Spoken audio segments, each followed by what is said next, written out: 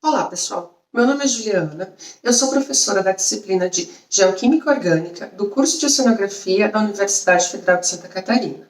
Nos próximos vídeos, nós vamos falar sobre matéria orgânica dissolvida. Até meados do século XX, os estudos sobre carbono orgânico dissolvido na água do mar mostravam concentrações muito similares, tanto horizontalmente quanto verticalmente. Isso levou, inclusive, ao grande pesquisador da área, o Peter Williams, em 1969, falar a seguinte frase sobre um equipamento que media esse parâmetro: "Esse é o melhor instrumento do mundo para medir o parâmetro mais sem graça da oceanografia." O motivo dessa ausência de variações tinha a ver com as técnicas e com os métodos utilizados na época.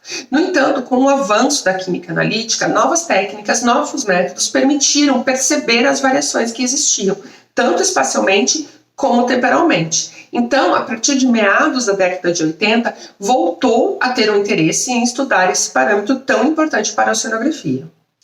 A matéria orgânica dissolvida é uma fração de grande importância no ciclo do carbono marinho. Em primeiro lugar, porque o carbono orgânico dissolvido é o maior reservatório de carbono orgânico no oceano. Por exemplo, a quantidade de carbono contida nesse reservatório é mais de 200 vezes maior que a quantidade de carbono presente na biota. Outro exemplo é que a quantidade de carbono orgânica retida no material orgânico particulado é menos de 2% de toda a quantidade total do carbono presente na forma dissolvida. Além disso, a matéria orgânica dissolvida tem um papel muito importante na alça microbiana, assim como na complexação de metais e assim como nas propriedades espectrais da água. Além disso, a matéria orgânica dissolvida pode ser usada como traçador de massas d'água.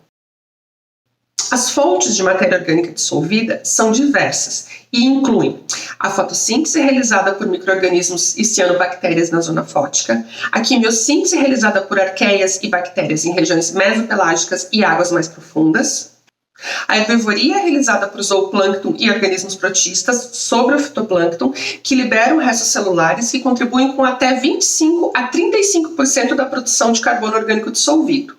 Outra fonte importante é a lise viral de células, assim como os metabólitos secundários produzidos por bactérias heterotróficas.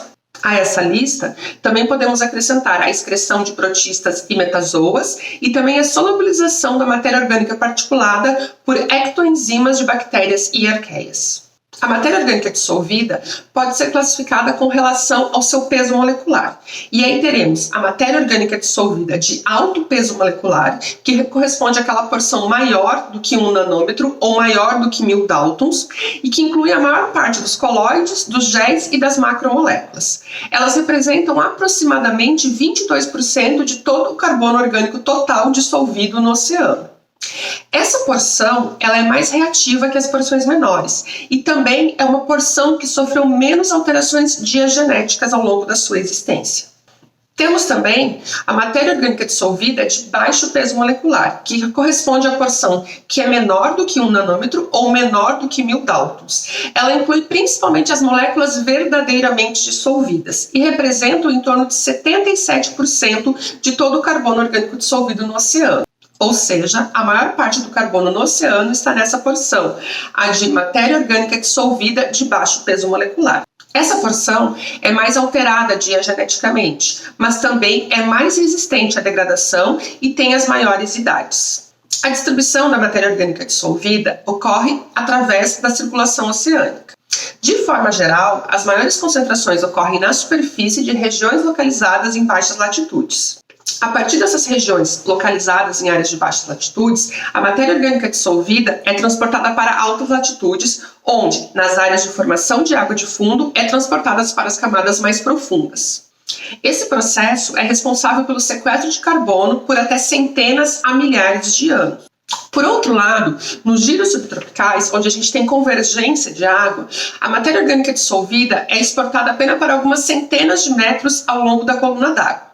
Consequentemente, o carbono ali sequestrado retornará à superfície depois de alguns meses ou de poucos anos. Com relação à matéria orgânica dissolvida em águas mais profundas, há uma diminuição na concentração da matéria orgânica dissolvida no Atlântico Norte em direção ao Pacífico Norte.